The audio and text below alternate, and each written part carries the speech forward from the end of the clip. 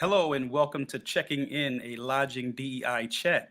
I am your studio host, Oren Stewart. We have another great show in store for you today. Stay tuned. We'll be right back. Hey! Ah!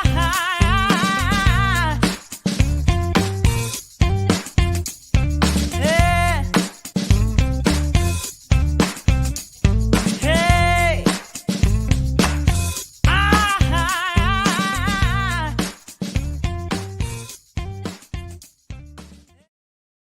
Once again, thank you for joining us here at Checking In. I am Oren Stewart, your studio host. Now let's introduce our hosts, Miranda Kitterlin Lynch and Leon Thomas. Hi, How are you both? Doing well, Oren. Good to see you. Miranda, how you doing? You as well? I'm great. Good to see you as well. Yeah, here we are. I usually ask you before we start, right at this point in the show. I say, hey, Miranda, here we are, episode. And I never remember what number it is. Well, see, and I sense that, and I'm like, I'm not trying to throw a curveball at her. It's because I truly don't know either. So I did an official count this morning at like 5:30 a.m. Okay. Now, I know most people are exercising Okay. or sleeping or preparing for work or whatever. In my case, usually at 5:30, I'm playing racquetball, because Okay. that's my thing, right? Instead, I'm sitting here counting the episodes. 1, 2, 3, 4. So and I figured out with that magic, the number that comes after 10 is 11. This is our 11th episode. Woohoo! Yes. Number 11. I love it. I would have never guessed. I have no idea what we're on because I'm just having so much fun enjoying these conversations. Yes, it is a great time. I'm still getting great feedback from friends, and even got an email from someone that I don't know. Well, I know him now, but they said I like the show, and they wanted to know how they could be a guest on the show. And I said, well, you kind of just did. You send me an email, you send an email to Miranda. So if you email me, it's leonthetrainer@gmail.com. Miranda, how do folks get in touch with you? You can definitely email me, mkitterl@fiu.edu, or you can just Google me, Miranda Kitterlin Lynch, the only one. That's my favorite line. Right? The only one. Right on. So today, as we continue our conversations into hotel and hospitality diversity, we have someone I've been looking forward to talking with. He and I have communicated several times through LinkedIn and other means, but now is the first time we're actually eyeball to eyeball. I'm looking forward to having a conversation with Mr. Calvin Stovall. Calvin, let's bring Calvin on. And Calvin, how you doing? Hey, what's going on, Leon and Miranda? How are you both? Good. Yeah, everything is right on groovy. Yeah, thanks for being with us. Hey, man, I'm excited to be here. This pre-Thanksgiving holiday week, right? Right. So truly grateful to be here. Thank you for the invite. Yeah. So listen, let's talk about that pre-Thanksgiving. What's your favorite food? All of it. All of it. Okay, I'll give you a favorite. I'm a macaroni and cheese dude. Yeah, so I love not the fake kind. I gotta be baked in the oven. That whole thing with this. So I love macaroni and cheese. Do you know what's funny? So we're having Thanksgiving at a friend's house. None of us are able to travel for family, so we're all getting together. And guess what I was assigned to bring to Thanksgiving? Macaroni and cheese. The baked macaroni and cheese. There you go. And she called me and she said, "Do not come over here with something out of a box. I swear, you better get this right." Because you'll get in trouble if you come in there with that kind of macaroni and cheese. Yes. So I've got my recipe, I've got my plan, got I've got a practice run. All right, there you go, Miranda. That's good. Listen, on another show that my team produces this morning, we had a doctor on. We were talking about Thanksgiving calories and all of that. Oh, okay. And he goes like this. He said, go on and eat. Don't worry, but take your mask off and throw down. Yes, sir. That's what I'm gonna do. Calories don't count on Thanksgiving. I know they don't count at the airport. So right there you go. Yeah. Right on. So Calvin, again, thanks for being with us. Let's jump into our conversation about hospitality. I'm going to give you a little brief intro that I know about you and things that you shared with me. and then we'll go ahead and start talking about some things. So you're what some would call a hospitality success story, right? You started as a line level employee and made your way all the way up to a vice president position of marketing with Homewood Suites, right? Yes, sir. You're absolutely correct. How cool is that? Yeah, it was a blessing, man. It was a blessing. You know, I'm originally from Chicago. It's almost like it was yesterday. I've been in the hotel industry for probably most of my career, probably 25, 30 years or so. But yeah, I started as a desk clerk at a Holiday Inn City Center. I remember on Ohio Street, downtown Chicago, like it was yesterday, man. But worked in some various roles in hotel. I've been a front desk manager. I've been an AGM at an Embassy Suites in Memphis, Tennessee, and ended up working in the corporate office doing some consumer research there. Back in the old days, this is before Hilton. It was Promise Companies at the time. So, you know, they got bought by Hilton. And so I've been through that whole transition and became vice president of brand marketing for Homewood. I was with Homewood where they only had 35 hotels. Right. Played an integral role with some wonderful people that I worked with. I had a wonderful leader as well, and we really grew that brand. I don't know how many Homewoods they have now, which I'm sure is probably up to 400 or 500 at this point. But just really did a lot of groundwork. Excited the brand. We were just really excited to help grow that brand. We knew we had a great product, great people. So as you can see, Homewood's been doing really well in the market. Yeah. That's fantastic. And how did you get started in the hotel business? Or do you even remember? Yeah, it was eons ago. I got started. I remember actually I went to a vocational school in Chicago. It was Dunbar Vocational, and actually I wanted to be an architect. Actually, I was majored in drafting and ended up working for an engineering company. Doing drafting and delivering plans and things like that. And it just wasn't a good fit. And a friend of mine, I think this was when the boom of the hospitality industry was happening, it was 80s or something like that. And a friend of mine was like, dude, you have the personality for, man, you should, I think his sister had gotten into hotels and I ended up going to a night school called Echoes Hotel School and met this wonderful lady named Karen Sock. And Karen was actually one of the instructors during the class. And what happened was she was also a general manager at that Holiday Inn. And she said, I want you to come and work for me. And the rest is history. Awesome. Yeah. Awesome. It's funny how many people I talk to that are in hospitality that never plan to be there. And then Right. they fall in love. Yeah. It was great. I mean, I love people and really love serving and helping people have great experiences like that. So it was a natural for me. But just truly had a great career. I mean, like I said before, God's just been good to me. Can't complain. I love it. You know, it doesn't really help you to complain. It doesn't.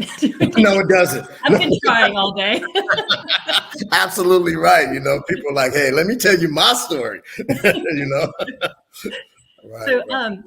obviously on our show, we talk about diversity, equity, and inclusion. And one of the questions that Leon and I have asked guests previously that are in industry, in your career, how many general managers have you had that were people of color?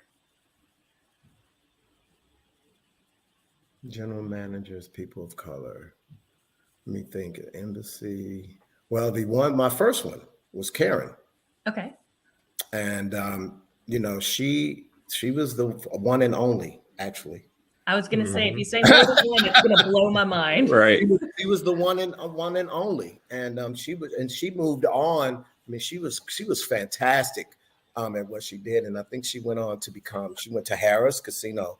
So she was there long enough to, you know, for me to get to know her well, but she was gone, and then after that, I haven't had any more. Mm-hmm.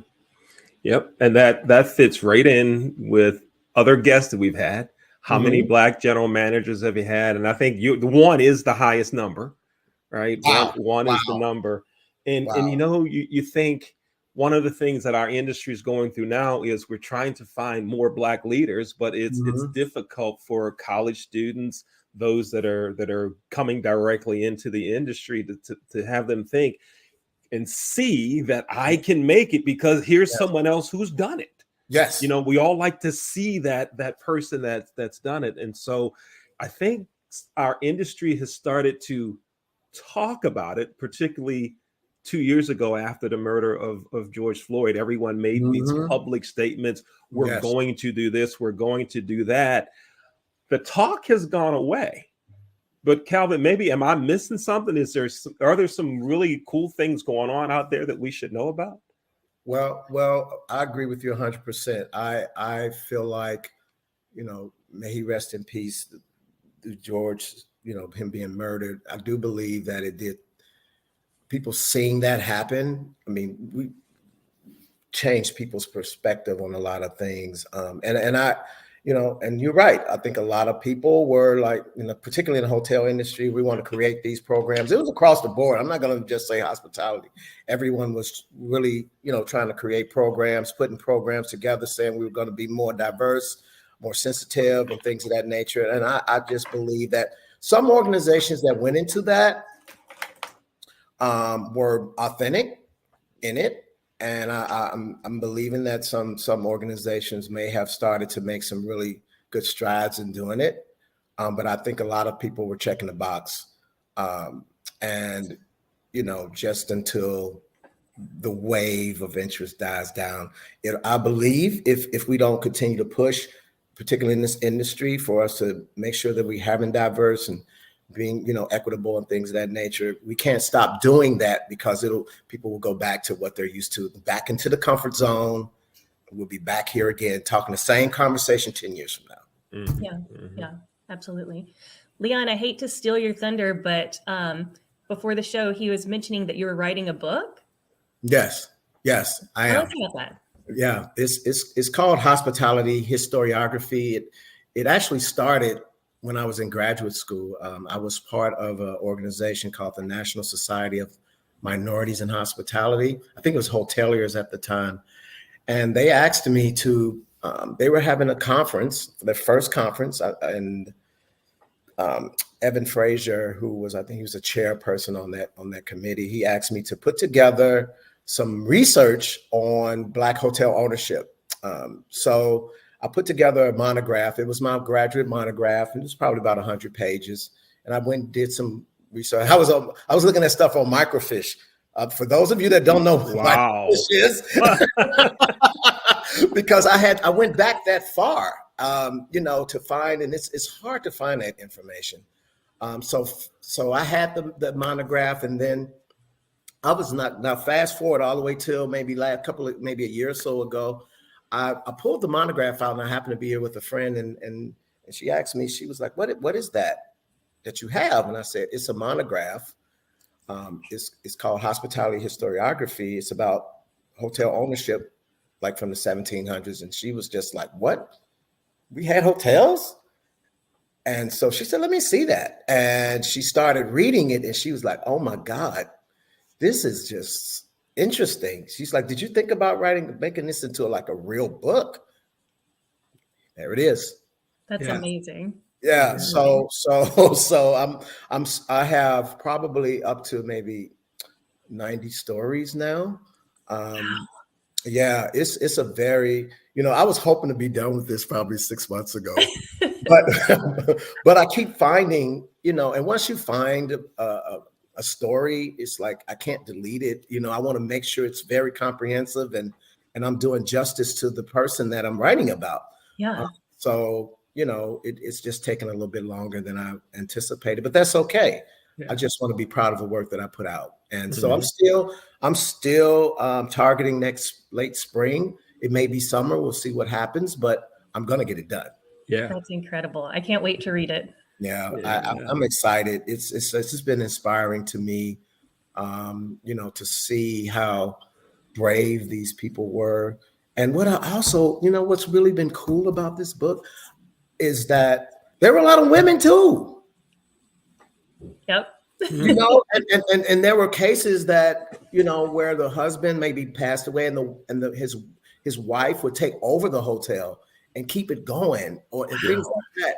And all of the women that were behind, you hear about the Green Book. There were a lot of women that supported that publication too.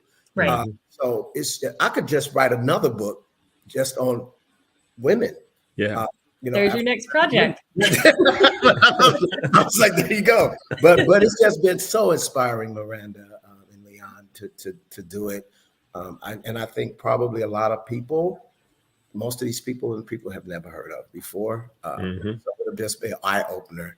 And there's no excuse. If they can open hotels back then, yes, Jim Crow, all of this stuff that they were dealing with right now, you have no excuse. Yes, absolutely. Yeah. National Society for Minorities in Hospitality is an incredible organization. I had the honor of being a faculty advisor for many years. Wonderful. Yes, so I'm very familiar with the organization and the conference. Yes, I'm a huge supporter. And I actually had the pleasure of meeting Evan back in September, I think it was. We both serve on the Alliance for Hospitality, Equity, and Diversity initiative. So you see that connection right there, Leon? Did you see that happen right there? I didn't see it happen, but I knew it was all in there some kind of way. I knew that. That was wonderful. Yes. Because that started at Cornell. I was at graduate school at Cornell. And so that's where I met Evan. And I mean, we still very connected. Love that brother. We're going to have to get him on the podcast. I'm going to add him to the list. It's a long list, though. But it's a hot show, right? Exactly. We'll get him on. Yeah. Folks, you're watching Checking In, a lodging DEI chat. I'm Leon Thomas with our co-host Miranda Kitterlin Lynch. Our guest today is Calvin Stovall, an industry vet. We've talked about his rise in the hospitality business. We've talked some about his book. And when we come back from our short break, we're going to talk some about what Calvin's doing now and ask him what advice he would have for anyone that wants to enter the hospitality business. Again, I'm Leon Thomas. You're watching Checking In, a lodging DEI chat produced by the Leon Thomas Group. One of the things that we do is great voiceovers and videos. Let's take a look at some of our work now.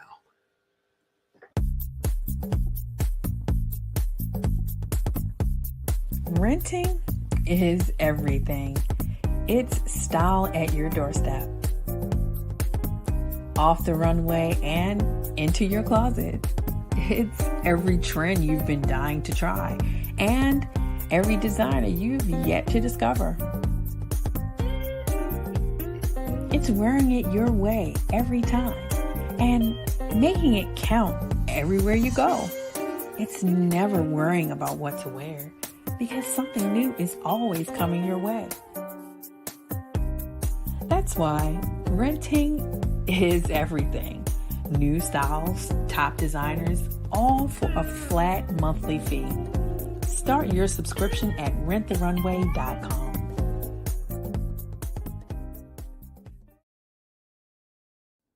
Slow roasted over hickory fire and pulled by hand. This is the way pit pork has always been done. Pulled pork lovers, rejoice.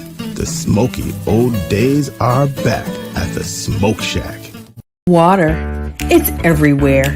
We drink it, we bathe with it, we cook with it. Coffee's made with water. Toilets won't flush without it. It's used for washing clothes, dishes, utensils, pots, pans, floors, and our teeth. Plants and crops need water, animals drink it, and fish need it too. And don't forget, we can have a lot of fun in the water. Water.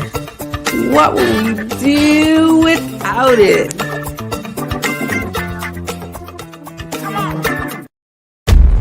From the creative team that brought you The Browning Project and Dead by Morning comes a new thriller that will change the way you look at white-collar crime forever. Falling from the Sky.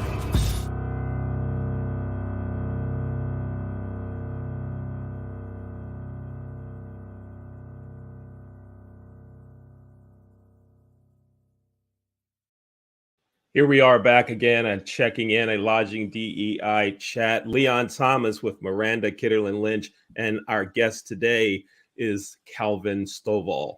Those videos that you saw, that female voice was that of Kelly Johnson, who's working in production today on this broadcast. And that was Dion Hunter, the other voice. Calvin, thanks for being with us. Let me ask you this.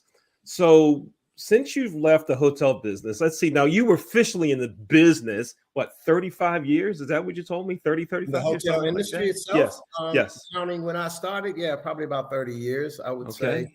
You know, I still, as a speaker now, I still am in the hospitality industry. I'm still serving. Sure. So I would say, yeah, about 30 years, actually. Yeah, 30 years. And as you and I were talking before the show, every business needs good service. Absolutely. Right. And that's part of what you do now with iconic presentations. Tell us about that. Well, basically what I did is took my expertise on the road. I have just a huge passion for inspiring people, helping people reach their full potential. So of course, being in the hospitality industry that long, I've had built some great relationships with people who supported me when I went out on my own.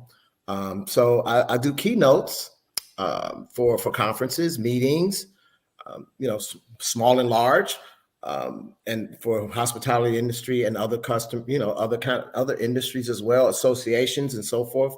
As you mentioned, everybody has customers. So customer experience, customer service, leadership, all of those things can go across any industry. So I've been doing that since 2005. And I'll also do training workshops. I also do emotional intelligence workshops as well. So I'm a big EQ fan. I just think that's so critical today in leadership. And so that's me in a nutshell.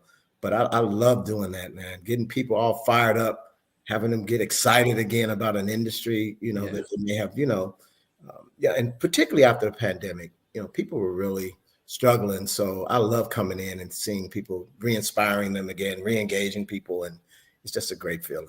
Yeah. Right on. Incredible. Yeah. I teach a graduate course on organizational behavior, and one of our topics, of course, is emotional intelligence. Good. So I may be sliding into your messages with a little guest speaker request. So look out for that. Actually, tomorrow I'm doing a virtual session for an organization, McNeil Hotel Company. So I did a keynote for them in June. And so, and an EQ workshop, and they want me to come back and do something virtual to talk, just some reminders going into 2023 and the importance of EQ and some other stuff to get them fired up to go into the next year. Fantastic. And so you're in Charlotte. I actually lived in Charlotte for about a year and a half. Well, outside of Charlotte in the sleepy little suburbs. Where were you, Miranda? Because I'm actually in Mooresville. Okay, I was in Waxhaw. Oh, okay. Okay. Wow. And I saw on your Iconic Presentations website that you're a big fan of storytelling. Yes. I too believe in storytelling as a way to learn and to teach and coach. So that combined with music, what's your favorite type of music? I love pretty much all music, but I am one of those old school music guys. I love soul music. So, awesome. Al Green and Luther, those guys. But I have a 12 and a 15-year-old. So I'm also out here, a little baby, or, those guys too. So I'm across the spectrum, but I am an old school fan. I love an old hip hop head, LL, all those guys. I still love them. Wu-Tang Clan, Tribe. I'm into all that stuff. So it spectrums, and when I'm chilling, a little jazz. So I go across. I'm not into heavy metal.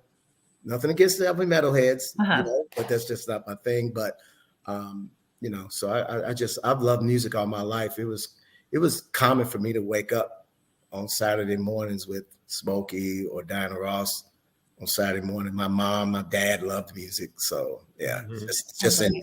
So I use it in my keynotes too. I talk about it, use it, doing chants, all of it, you name it. It's in there. I love it. It must be so dynamic. Yeah. I have two girls, and they're about that same age in distance, 2 years apart. But mine are 4 and 6. So tell me, does it get any better? Yeah, it does. They become more self-sufficient, which is good. I just hope that they get there before they kill each other. My boys, they're 4 years apart and 2 years apart. They get along really well. They just eat everything. Yeah, now see, but y'all should have called me. I'd have given you some instructions. Oh, okay. You can't have them that close together. Mine are 13 years apart. Oh, wow. 38 and 25. So Wow. when the baby was born, I almost had kind of like a built-in babysitter. Oh my gosh. Oh. Now there's some positives to that, but then Yeah. again, you Yeah. don't want to go through all of that stuff again, you know. Right. No, I do not. No, you don't. Hey, look, it does, but they're a joy, and I'm sure you'll agree with me. They are a joy. They make me laugh, and you can have a hard day, and they'll say something absolutely bananas, and you just crack up laughing, and I like that. Yeah, right. Yeah. I love it. Yeah. So while you're jamming to Lil Baby, I'm jamming to Baby Shark. Oh my God, not Baby Shark. Yeah, it's so funny, with my boys. I try to. What's really interesting though is that they'll hear a song from their generation, but it's always a sample of something I know from back in the day, and I'll say, "Son, no, that's not original. Let me let you listen." But they don't even care about the old one. They're like, "Ah, Dad, whatever." Right. Yeah. So, Calvin, your children, would you want them to go into the hospitality business? And let me tell you one motivation for asking that question. My oldest son is in the restaurant business, and I tried to convince him he didn't want to do that. He had scholarship offers to go to schools for architecture and engineering, and I thought that was the best move for him. And when I was traveling, he called me and said, "Dad, I've made a decision about school." I said, "Great. Where are you going? Florida, Penn State, Virginia Tech, Maryland? Which one?" And he says, "Johnson and Wales." And I said, No. You are not going in. No. For what are you going to study? He says, "Restaurant management." I'm like, no, that ain't happening. Really? And he's still doing it. He's doing great. Loves what he does, having a lot of success. I'm assuming he's making a bunch of money. He never hits me up for a loan, so I guess everything's okay. What about your children? Would you want them to go into the business? And kind of a second part, what would you say to someone who wants to go into hospitality, an African American or maybe a female that wants to go in? What would you say? What advice would you give? Let me answer the first question. Yes. My boys are very personable, very cordial. They love dialogue, having conversations with people. So I know if they did decide to go in the hospitality industry, they would do very well in it, because they just have that type. It's built in them to be like that. I'm a huge proponent of doing what you're passionate about, and everything else will come. I would love for them to go in the hospitality industry, just because of what I think it gives a person. You're able to really have that servitude, that service attitude. It's never boring. Every day is different. For the excitement of it all. So yeah, I would support that if they wanted to, and I would say, hey, if that's what you're passionate about, go for it. So I think, and to answer your second part of your question, I think the hospitality industry has a lot of work to do, and I'm going to say, particularly attracting the younger generation to the industry. So I think we made a huge, when the pandemic happened, a lot of layoffs, all of this stuff. I don't want to rehash all of that. I think what happened was we lost a lot of great people, a lot of veterans in the industry, and they've moved on. So I think we have to get younger generations re-engaged in this industry, and I think we can do it through technology. We can do some things, to enhance the customer experience and things like that. I mean, they're used to technology, but I don't think the industry has become that tech savvy yet. I think we have a little bit to go to do that. And I think that's what will attract the younger generation. I think they're looking at they want something a little different. And I think we need to maybe consider that. I'm a big person on culture and things like, so what you're doing here with this show, with DEI, people want to belong to places that appreciate them and value them. They feel like they have a seat at the table. They're not being tolerated, but valued. All of that. Culture is everything to me. And if you take care of your employees, they'll take care of your guests, and everything else will fall in place. But I think, what I would tell a person coming into this, I would say, make sure it's something you're passionate about coming into. Make sure you really want to do it, and find a mentor. Find somebody that has preferably been in the trenches or whatever and has been successful. I'm not really interested in, if you can find an African-American, because I'm going to say, mentor, that's great. But if not, get somebody that can help you navigate, because I think that's going to just help you. And depending on what you're trying to do, if you're trying to go in corporate, because I didn't have that, I just, I was fortunate, Jim Holthauser, who was my vice president at the time, he understood, and he was probably pretty rare at the time, the importance of valuing employees and making sure you're sharing your opinions, and he helped me really come into that vice president role and all of that. And I would consider him a mentor and a supporter. So you need allies like that. I think in any career, and I think you need to have that in the hospitality industry. So that's what I would tell people. Mm-hmm. Find a mentor, be passionate about it, but try to find somebody that can help support you, and look for the right culture. Right. It's a biggie. Absolutely. That's all incredible advice. I can't wait to share that with my classes. Let me ask you, if I can, sorry, Leon, do I have time for one question or two? You're good. Two. Okay. Two. Okay. So my first question would be, how do you feel that you were able to navigate without a mentor? Like, was it just trial and error, intuition? How do you feel that you were able to navigate those moves? Because you've made some big moves. Yeah, a lot of prayer. A lot of prayer.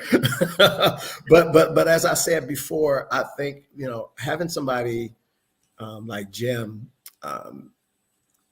he was a white guy, but I think, he truly cared about people and their growth and their development. And so he really was very deliberate in everything he did. I mean, I took like assessments, like he was like, Calvin, I want to make sure you're positioned to be successful. And so he really cared. And then I'm not, and so along the way, I had all the way throughout my hospitality career, I had someone there to help me. Karen, the first one, and not that she wasn't the first one, actually. When I was even with the engineering company, there was another African-American woman named Gloria Cook. She was supportive, and Karen was supportive, and Jim was supportive. So I've had people that was deliberate in really helping me grow and develop. And then it was just up to me to walk through the door and accept it. All the feedback, all of it didn't feel good in some instances, but you got to look at all feedback as a gift, right?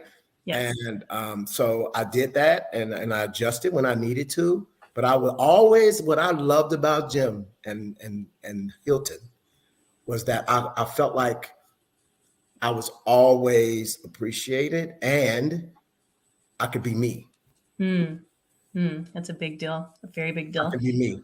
Yeah. And that was, and particularly when I'm talking particularly about the Homewood piece, because that was a special part of my career, and really was, which really formulated my love for the hospitality industry. Yeah. Fantastic. Thank you so much for sharing that. And you say it was a white guy. Well, right. Statistically, it's always going to be a white guy right now. Yeah. I'm sure with a white guy. Leon, I think you're. Yeah, I had three white guys. I want to make that clear. Yeah. But even still today, what is it? 2%? Is it like 2%? Of GMs are African American? Is it? Right. Yeah. That's unacceptable. Yep. Right. That's why we're on here every week yelling. Yes. And the thing is, but see, the onus is on the people that's doing the hiring. And so, and I believe like, but I do believe it comes from the top too, the CEO, all of the executives, everybody has to be aligned around this whole concept. We need to really, truly work on this. And don't just talk about it, be about it. Don't, you know, you can do so many plans. You can write out all this stuff if you want to. I don't want to hear the stuff about, well, we can't find qualified people. Please. Please. There, I can walk right out. I can call people for you if you want me to and get people that can do this job for you. So all of the excuses are just, you know, you just really don't want to do it. You just want to check the box. Right. And just to clarify to our listeners, I was not being salty about the white guys. We love our white male allies. We love them. Yes. No, I mean, that's reality. Yeah, that's right. I'm on all allies of all colors. Right. Bring them on. Awesome. So my last question for you is one that I try to ask every guest, and that is, what would you go back in time and tell your 20-year-old self? And you can only pick one thing. Wow. I'll go back and tell my 20-year-old self. I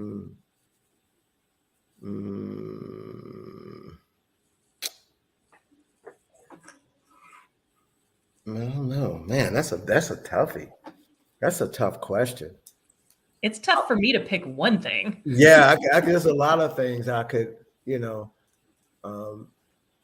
I guess I would probably just say some of the relationships. I wish I would maybe built on them a little more. Maybe I've run into a lot of people along the way, and some of those people, I think I probably could have done a better job